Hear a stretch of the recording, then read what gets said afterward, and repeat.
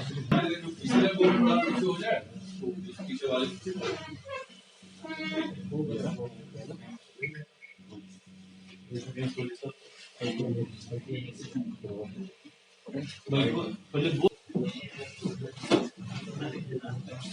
तो आज तहसील मोहम्मदाबाद कोहना के गांव गढ़वा में पुराने भीटे की खुदाई के दौरान ग्रामीणों द्वारा बताया गया कि वहां पे कुछ पुराने ब्रजभांड, कुछ मूर्तियों के अवशेष और सिक्के मिले हैं। सूचना मिलते ही एसडीएम साहब, सीओ साहब के साथ लेके मौके पहुंचे। हमने भी स्थल का भ्रमण किया सीओ साहब के साथ। मौके पर कुछ चांदी के पुराने सिक्के पाए गए, जिन सिक्कों को गांव वालों से इकट्ठा किया गया। सिक्कों की गिनती कराई गई, कुल 128 सिक्के वहां प्राप्त हुए। प्रथम दृष्टया देखने में सारे सिक्के तांबे के हैं। कुछ पुराने सिक्के जो हैं अपनी नेचुरल अवस्था में है, उनका रंग जो है हरा नीला है, जो कि तांबे की पहचान है ऑपोजिशन की। गांव वालों ने कुछ जो सिक्के उठाए थे, उन्होंने साफ करने के लिए उनको किसी पत्थर वगैरह को घिसकर किया, तो उन सिक्कों से भी स्पष्ट हो रहा है कि वो तांबे के हैं। हमने कुछ सिक्कों का सैंपल का रेंडमली वजन करवाया, तो सिक्के 1.5 ग्राम के आसपास औसतन है। हर सिक्के का वजन लगभग 1.5 ग्राम के आसपास है। सोनार की दुकान पर हमने करवाया है। और सिक्कों का डायामीटर लगभग 22 से 23 मिलीमीटर है। साथ में वहां पे कुछ पुराने बर्तनों के अवशेष मिले हैं। कुछ जो मटकी आप देख रहे हैं, इस मटकी में सिक्के पाए गए बताए गए हैं, ये मिले हैं। इसके अलावा पुरानी मूर्तियों के टेराकोटा की मूर्तियां, जिन पर मानवकार्ति बनी है, इन मूर्तियों के अवशेष मिले हैं। मूर्ति आपके सामने है। तथा कुछ घरेलू सामान जो प्रतीत होता है कि किचन में कुछ बेलन टाइप का या घिसने का कुछ सामान है, वो मिले हैं वहां पे। एक अत्यंत महत्वपूर्ण काली टेराकोटा की मृदभांड मिला है, जिसपे एक देवता की तस्वीर अंकित की गई है, जो प्रथम दृष्टया देखने में हनुमान जी जैसी लगती है। तो आप देखना चाहेंगे, उनका जो केश विन्यास है, गदा प्रतीत हो रही है, तो ऐसा लग रहा है कि हनुमान जी की ये तस्वीर उकेरी गई। मौके पर जिला प्रशासन के द्वारा जो प्राप्त सामान है, उसको अपने कब्जे में ले लिया गया है। इनकी इन्वेंट्री बनाई जा रही है। इन्वेंट्री बनाने के पश्चात इनको हम सेफ कीपिंग में ट्रेजरी में रखेंगे। उत्तर प्रदेश के पुरातत्व निदेशालय को सूचित किया जा चुका है, और हम आशा करते हैं कि आने वाले कुछ दिनों में उत्तर प्रदेश पुरातत्व निदेशालय की टीम स्थल पे आएगी और वो वहाँ जांच पड़ताल करेंगे। आवश्यकता पड़ेगी तो अपना वो जैसा हमको लगता है उस हिसाब से मौके पर खुदाई वगैरह की कार्रवाई की जा सकेगी। हम आशा करते हैं कि इस स्थल से जो ये पुरातत्व अवशेष मिले हैं, इनसे जनपद मऊ ही नहीं बल्कि पूर्वांचल के अतीत के बारे में हमको गहन जानकारी मिलेगी। आप सभी जानते हैं किसी भी क्षेत्र में जो पुरातत्व अवशेष मिलते हैं, उनको डेट करना थोड़ा मुश्किल होता है, पर सिक्के मिलने से आसान हो जाता है, क्योंकि सिक्कों के बारे में अच्छी खासी न्यूमिस्मेटिक्स की स्टडी होती है। उनपे कुछ जो लिखा होता है कि किस राजा ने या किस सम्राट ने उनको इशू किया, उनके बारे में लिखा होता है। उससे हमें आइडिया लग जाएगा कि ये सभ्यता या ये शहर जब रहा होगा वो कितना पुराना है। किंतु जो थोड़े साफ किए गए सिक्के हैं, इनको देखने में प्रथम दृष्टया लग रहा है, और मूर्तियों की कलाकारी से देखने में प्रथम दृष्टया लग रहा है कि यह अवशेष लगभग 1500 से 2000 साल पुराने हैं। आधिकारिक रूप से इसमें पुरातत्व वाले ही कह पाएंगे, और हम आशा करते हैं कि जब इसमें स्टडी की जाएगी, वृहद स्तर पे यहाँ पे खनन किया जाए, खुदाई करने के बाद जो अवशेष और यदि मिलते हैं, तो हमारे जनपद मऊ के इतिहास में एक अन्य चैप्टर जुड़ जाएगा, स्वर्णिम चैप्टर जुड़ जाएगा इसमें। तो हमने स्थल पे सभी लोगों को सचेत भी किया है, सबसे अपील भी की है कि यदि किसी व्यक्ति के निजी पोजेशन में इस प्रकार के कॉइन्स हैं, तो कृपया वो उन्हें बगैर डैमेज किए जिला प्रशासन के सुपुर्द में दे दें। स्थानीय थाने को, प्रधान जी को अथवा तहसील प्रशासन के उनके सुपुर्द में कर दें, ताकि हम इनकी प्रॉपर स्टडी कर सकें, इनकी कैटालॉगिंग कर सकें। एक ही स्थल पर इतनी बड़ी संख्या में कॉइन्स का, सिक्कों का मिलना, मुद्राओं का मिलना, यह अत्यंत रेयर है। और तो मैं आपके माध्यम से भी, मीडिया के माध्यम से, आपके जो व्हाट्सएप ग्रुप्स हैं, आप चैनल चलाते हैं, यूट्यूब चैनल चलाते हैं, पेपर निकालेंगे, आपके माध्यम से भी जनता से अपील करना चाहूंगा कि स्थल पर किसी खजाने इत्यादि के लालच में कोई अवैध खुदाई ना करें, क्योंकि हो सकता है कि यदि वो खुदाई करेंगे अनसाइंटिफिक, गैर वैज्ञानिक तरीके से खुदाई करेंगे, तो उसमें जो नाजुक अवशेष होंगे वो डैमेज हो सकते हैं। और यदि किसी व्यक्ति के पास, पुनः मैं रिपीट करूंगा, किसी के पास कुछ है ऐसे अवशेष, उनको जिला प्रशासन को टर्न ओवर करते हैं। यह किसी व्यक्ति की निजी धरोहर नहीं है, यह पूरा जनपद मऊ की नहीं, जनपद पूरे हमारे उत्तर प्रदेश की धरोहर है। और जो काम चल रहा था सर वो रोक दिया गया है? वो बिल्कुल रोक दिया गया है, निर्देश दिए गए हैं वहाँ पर किसी प्रकार की कोई इकाई किसी के द्वारा नहीं की जाएगी। किया गया था ये देखिए हमारे तहसील के अभिलेखों में भीटे के रूप में है। अब भीटे का मतलब हो सकता है पुराना टीला है या कोई जमीन का उठा हुआ भाग हो सकता है।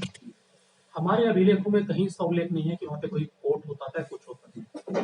पर चूंकि मैदानी भागा है, नदियों वाला क्षेत्र है, ऐसे क्षेत्र में यदि कोई टीला होता है तो सामान्य रूप में माना जाता है कि प्राचीन कोई पुरानी आबादी रही होगी जिसके वहाँ अवशेष है। इसके अतिरिक्त मौके पे ईंटों के अवशेष मिले हैं, ईंट वगैरह मिली है, तो एक निश्चित है कि वहाँ कभी किसी समय कोई छोटा मोटा नगर रहा होगा, मानव आबादी बसावट वहाँ रही है, ये इसी कारण हमको ये मिले। तो हमारी जिम्मेदारी बनती है कि हम ऐसी ऐतिहासिक धरोहरों को संरक्षित करें, सजोएं, उनके बारे में गहनता से जांच पड़ताल करें और इससे हमें अपने इस क्षेत्र के बारे में जानकारी और मिलती है। आप भी देखेंगे जनपद मऊ के जैसे जनपद आजमगढ़ गजेटिन वगैरह पढ़े, प्राचीन काल के बारे में बहुत अधिक जानकारी नहीं है।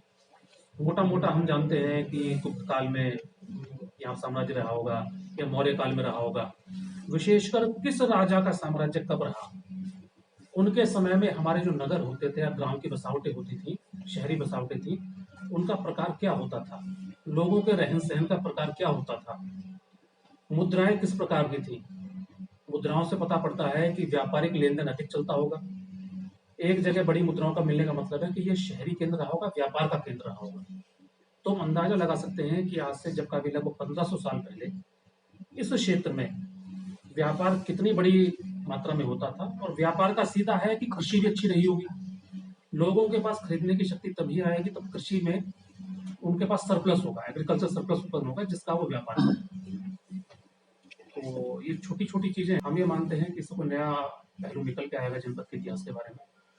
सड़क निर्माण के दौरान ये जमीनें हैं, भीटे के नाम दर्ज है, इसका पट्टा कुछ वर्ष पूर्व कृषि पट्टे हो चुके हैं, तो पट्टेदारों पर जमीन है। यहाँ पे जमीन की मिट्टी खुदाई की जा रही है, उसमें ये अवशेष निकले। सड़क निर्माण के दौरान? सड़क निर्माण नहीं, मिट्टी को हटाने के दौरान। सड़क निर्माण वहाँ नहीं हुआ। अभी इनको कहाँ रखा के लिए अभी इनको हम सेफ कीपिंग में रखेंगे, अपने ट्रेजरी में रखेंगे। इसके पश्चात हमने पत्राचार कर लिया है निदेशालय से, पुरातन निदेशालय से।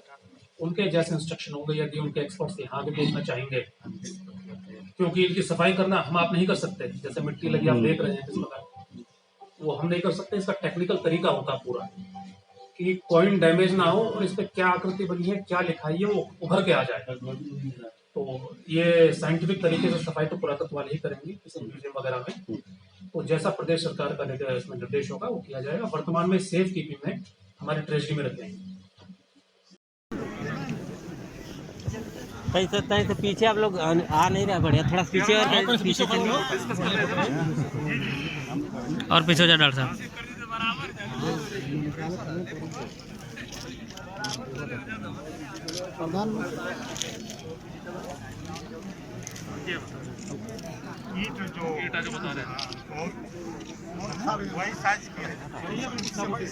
के माध्यम से सिक्कों की गिनती कराई गई और लगभग 128 प्राचीन तांबे के सिक्के मिले हैं। हम उनको डबल लॉक में संरक्षित कर देंगे। इसके अलावा कुछ प्राचीन मिट्टी के पात्र मिले हैं, कुछ टूटे हुए पात्र हैं और कुछ प्राचीन प्रतिमाओं के अंश मिले हैं। उन सभी अंश को पुरातत्व की टीम को सौंपा जाएगा। हम पत्राचार कर रहे हैं, बातचीत कर रहे हैं उत्तर प्रदेश सरकार के पुरातत्व निदेशालय से। वहाँ से टीम आएगी, उसके पश्चात ही इन सिक्कों की प्रॉपर तरीके से डॉक्यूमेंटेशन करके इनकी सफाई करके बता पाएगी किस काल के सिक्के हैं। प्रथम दस्ता प्रतीत हो रहा है कि ये लगभग 1500 से 2000 साल पुराने हैं और बाकी चीज़ें इनको ढंग से साफ करने के बाद इन पे क्या अंकित है, कौन सी लिपि में लिखा हुआ है, उसके पश्चात ये उचित प्रकार से हम बता पाएंगे किस काल के।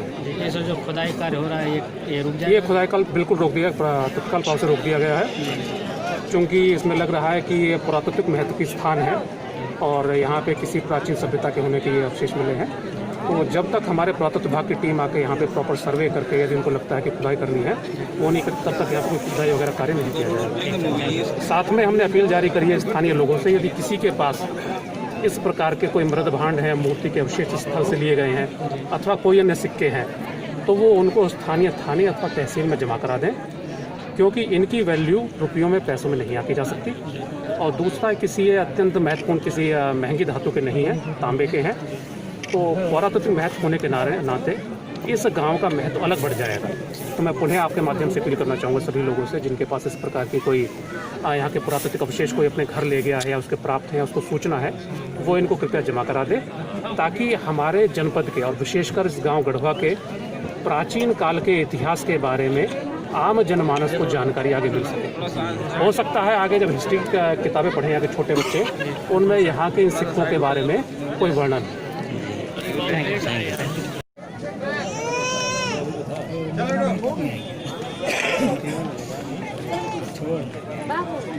चलो